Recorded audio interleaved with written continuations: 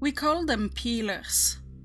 Some of them are return customers, while others only come in the one time and leave in tears, streaking blood across the diner floor. What they do is called peeling, and it's the new dumb fad kids are into nowadays. I'd rather see them choke on snorted condoms than peeling in our bathroom stalls, because at least the condoms don't make a bloody mess. From what I hear, peeling isn't really a self-harm kind of thing like cutting is. It's more of a rite of passage, the way some kids challenge each other to see who can hold their palm over an open flame the longest. In the case of peeling, instead of a flame, they use a potato peeler and see who can peel off the longest chunk of skin in a single curl. The whole thing is so dumb on so many levels. I can usually tell when a group is about to do it.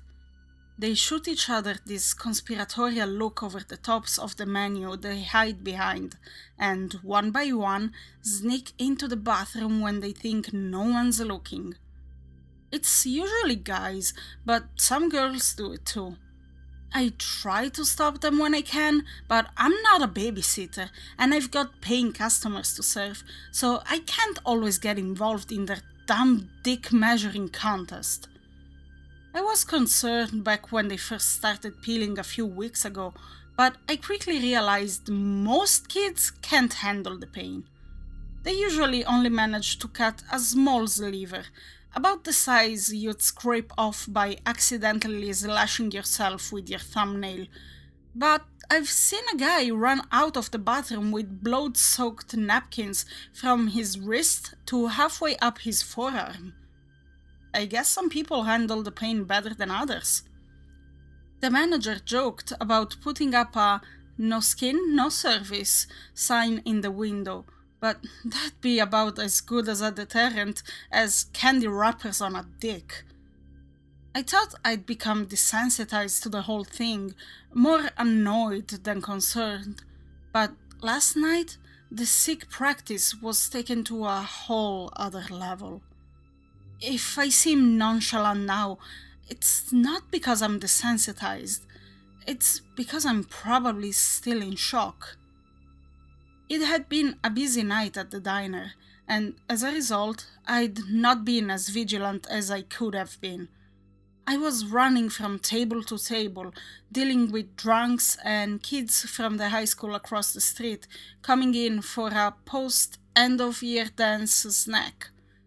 It felt like half the student body came through our door that night, and by closing time, I was so exhausted and eager to get home, I forgot to lock the door before I flipped the open sign over to the closed side. I was in the back sweeping the floor when I heard the chime of the bell above the door. By the time I got to the front of the diner, there was no one there. I figured whoever had opened the door saw the place was empty and the lights were dimmed, and so they'd walked back out in search of a fast food place. It never occurred to me to check the bathrooms. I locked the front door and went back to sweeping, telling the chef it was nothing. I'd earned the least amount of tips that night, short by a mere $1.50, so it was my job to clean the washrooms while the other waitresses left out the back door. The manager was in his office, looking over inventory or something and waiting for me to finish up so he could lock up. No greater motivator to go fast than to know your boss is waiting on you. I cleaned the girls' washroom in no time, and then hauled a large box of cleaning supplies into the boys' much dirtier washroom. The first thing I noticed was the potato peeler sitting in the urinal farthest from the door. Someone's mom was going to be very upset they'd lost it, I thought. On the other hand, it had probably been peed on all night, probably used as target practice, so it was best it never be used for food ever again. I scooped it up with a wad of paper towels and tossed it in the bin. That's when I noticed the brown leather belt peeking out from under the stall. Great, I thought. Look, if you're going to have sex in a diner bathroom, at least have the decency to grab your clothes on the way out. You have no idea how many socks and panties we have to throw away in a month. It's a lot. I wadded up paper towels again, because my hands are never touching anything that's been on the floor of that bathroom, and then reached down to take it. Is there even a way to describe what it felt like to lift it? It had the color and size of a belt, it was as heavy as one, but it didn't have the right thickness or rigidness. It was like grabbing an unspooled fruit by the foot, only it was warm and wet and made a slippery noise as I pulled it from the ground, like the sound of stepping off a fresh dirt on a blistering summer day. I dropped it and it went limp on the ground, splattering a light dusting of blood on the tiles and over my feet. It was automatic. I dropped something, so my instinct was to pick it up and not drop it again. I bent over and grabbed the feeble belt, and as I did, I saw it stretched all the way into the stall and coiled around in a messy spiral much, much larger than any belt. It was more like a stringy blanket.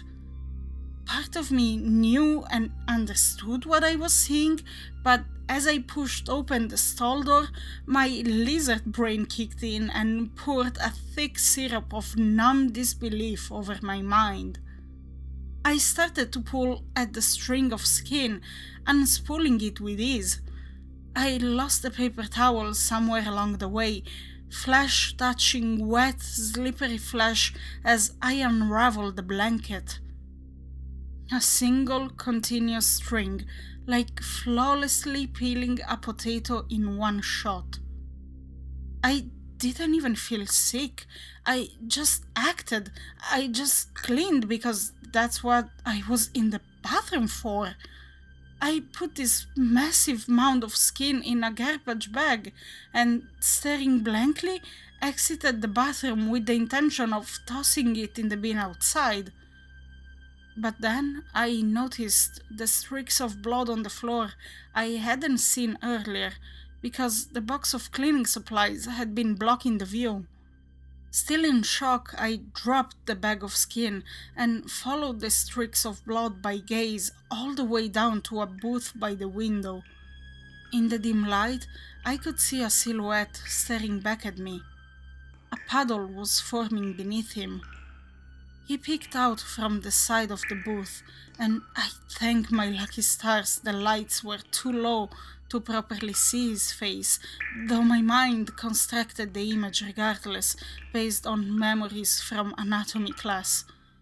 His movements were lethargic, and he sluggishly raised a hand and snapped his fingers, or he tried to. The sound wasn't a snap, but a sloshing of liquidy sinew against liquidy sinew. He spoke weakly. "Menu, please." I backed away, slowly inching my way to the manager's office. I heard the splatters of children's wet feet running by the pool coming from the sitting area as I breached the threshold to his office. I mumbled something about calling the cops, but I don't think my words made sense. The blood on my uniform spoke on my behalf, and the boss quickly shut and locked the door behind me. We waited in the office for 10 long minutes. Him trying to get more information, me barely able to string a single coherent sentence together. When the cops finally showed up, the skinless man was gone, leaving a trail of blood all the way to the back door. At least, he had the courtesy of taking his skin with him.